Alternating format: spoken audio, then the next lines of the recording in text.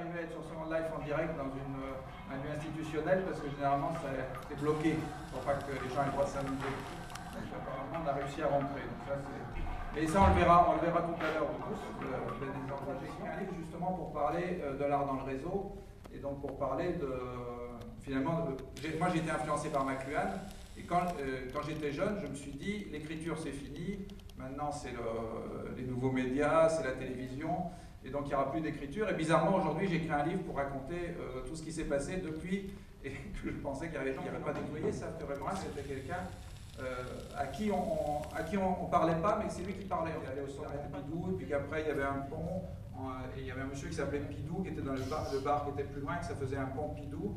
Et il finissait par faire des expositions, non pas par un choix esthétique ou parce qu'il pensait que ce lieu était important, mais parce qu'un lieu se trouvait dans une rue dont le nom l'intéressait par rapport à une histoire. Les jeux vidéo, je faisais d'ailleurs un journal à la Villa Arson, ça choquait beaucoup mes professeurs, surtout Noël Dola, qui était, enfin, tout ce type de professeurs en fait, de l'époque, des années 70, et je disais comment jouer aux jeux vidéo à la télévision, je faisais toutes les séries télévisées, j'analysais l'ensemble des personnages dans les séries télévisées. J'avais découvert d'ailleurs que tous les personnages dans les séries télévisées sont soit divorcés, soit veufs, avec un disque de Chantal Goya, donc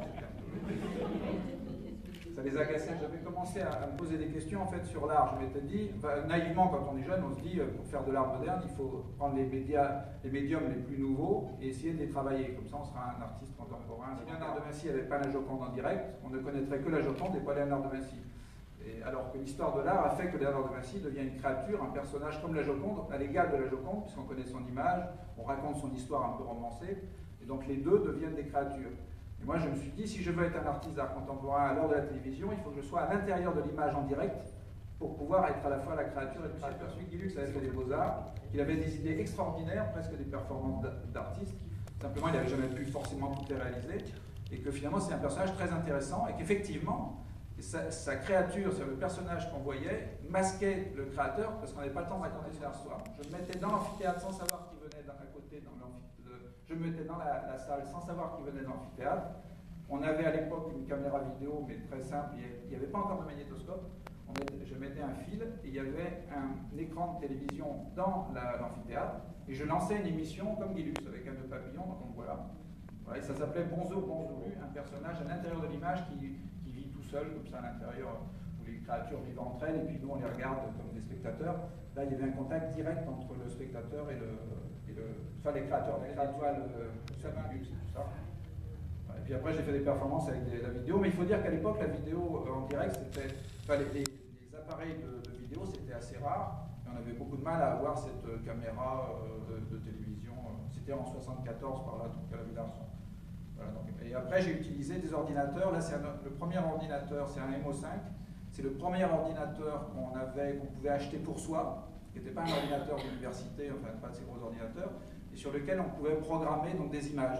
Donc c'est la première fois qu'on avait l'impression de pouvoir manipuler ce qu'il y avait dans la télévision. Et ça aussi c'est important, c'était de se dire, on regarde la télévision, mais on ne peut pas y intervenir en fait. On ne peut pas arriver à transformer et à écrire mon nom évidemment. On ne pas écrire autre chose, pouvoir s'adresser au monde entier en échappant en fait au circuit habituel des musées, des galeries, etc. Je crois à peu près. Voilà. Là pour l'instant il y a l'Arte Padova parce que je vais à Padoue samedi et dimanche donc pour remettre la foire de Padoue sur Second Life. Donc on peut aller voir, on va aller avec la caméra. Voilà. Donc là c'est les stands de la foire de Padoue avec une œuvre de chaque artiste en direct. C'est-à-dire à l'intérieur de l'œuvre. Moi j'ai créé finalement c'est une sorte d'œuvre, c'est une œuvre globale. J'essaie de la voir de loin, mais le problème c'est que on voit plus ou moins, voilà, on voit dessus, on voit les rues, on voit la partie ici c'est le musée, le musée d'art moderne. Ici on a la chapelle de Clans d'ailleurs, que j'ai fait à Clans, qui est là. Enfin, on va y aller.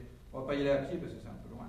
Ici il y a des gens qui l'ont vu en vrai, mais il y a beaucoup de personnes qui l'ont visité. On a même fait des concerts, j'ai fait le concert d'une chanteuse médiévale dans la chapelle de Clans virtuelle.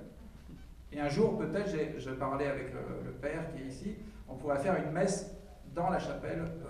Mais là, j'enlèverais chapelle royale, même si on fait une messe. Je changerais le nom, c'est assez facile sur Second Life de changer. Donc là, j'ai le musée. Et dans le... Ah, voilà. Ricordi, mio, ultimo articolo. Voilà. Là, c'est la dame qui organise des concerts, justement, qui envoie quelque chose. Alors là, elle parle avec tout le monde, avec tout son groupe. C'est ceux qui viennent au concert souvent, donc elle leur parle. Je sais pas ça en italien, je sais pas trop. Elle a fait un article. Ah zut, encore la musique. Attendez, on va couper, toc. Parce qu'à chaque terrain, il y a une musique. Il n'y a que moyen, mais bon. Enfin, je fais semblant d'avoir un parcours quand même, évolué, disons. Donc là, c'est encore moyen, mais bon, encore de la musique, ça m'a permis de mettre de façon thématique l'ensemble de mon travail. Donc là, dans le musée, il y a toute la thématique. C'est mon rêve finalement, c'est une œuvre d'art qui vit aussi quand je ne suis pas là. C'est-à-dire même quand je ne suis pas là, elle continue de vivre, il y a des gens qui viennent, il y a des gens qui la visitent. Et c'est une sorte d'œuvre globale. Là, on peut dire vraiment qu'on est dans l'art global en fait. Et là, j'ai ma maison, voilà.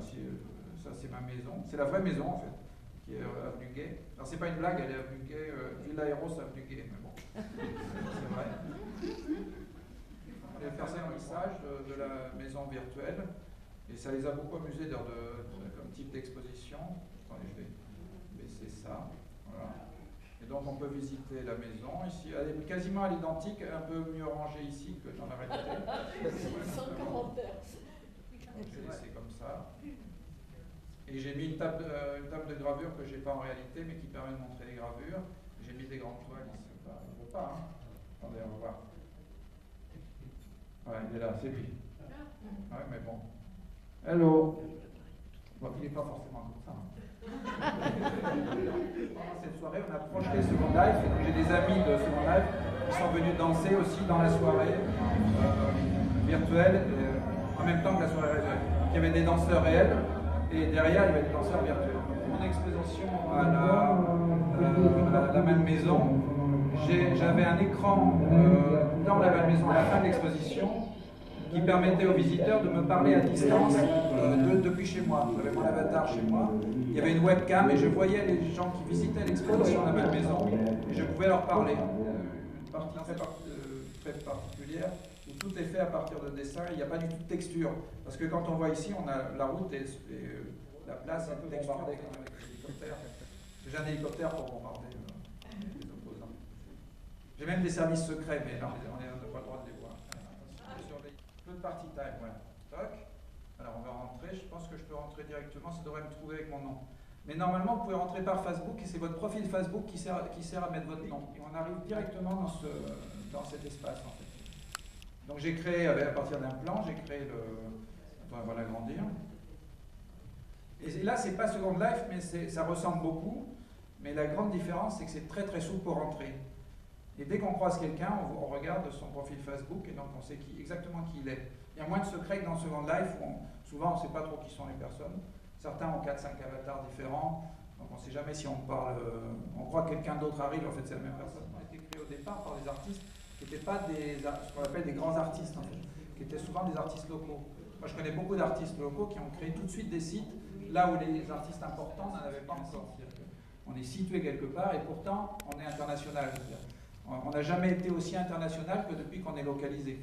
Donc ça, c'est aussi... À mon avis, avec les mondes virtuels, l'artiste vivra au-delà de sa propre vie physique, en fait.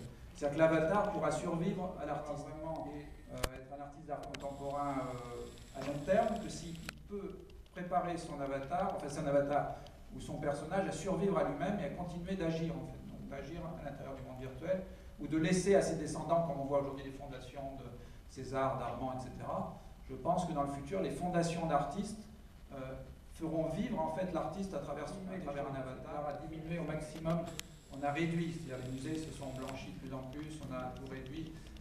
Et l'augmentation la réalité augmentée, elle va tout augmenter. C'est-à-dire que quand vous irez dans un musée d'art moderne, vous ne pourrez pas empêcher les gens d'avoir des lunettes et d'avoir des œuvres de moyens partout. Moi, je vais donner des lunettes aux gens, je vais leur dire, vous allez au musée d'art moderne à Nice. Quand ils vont rentrer, au lieu des œuvres qu'il y a dans le musée, ils vont voir que des moyens d'exposition. J'ai une exposition à Florence. Là, à Cologne, on a mangé avec des gens très très intéressants que j'ai rencontrés dans Second Life. Donc, en fait, c'est un supplément de vie. Et c'est même un supplément, puisque aujourd'hui, on peut visiter la plupart de mes expos dans Second Life, qui auraient disparu complètement si je n'avais pas Second Life. Donc, c'est un supplément. Il y a un robot qui peut normalement bouger comme un avatar. Si l'avatar bouge dans Second Life, ensuite le robot bouge. Et celui-là, je l'ai. Alors, attention. Le problème, c'est que par contre, il va très loin. Ouais. Je sais qu'il m'a peint tous les côtés là. Mais là, malheureusement, c'est moins spectaculaire, c'est pas des pinceaux, il n'y a pas de peinture, c'est juste des stylos. Donc là, attends, on y va, attention.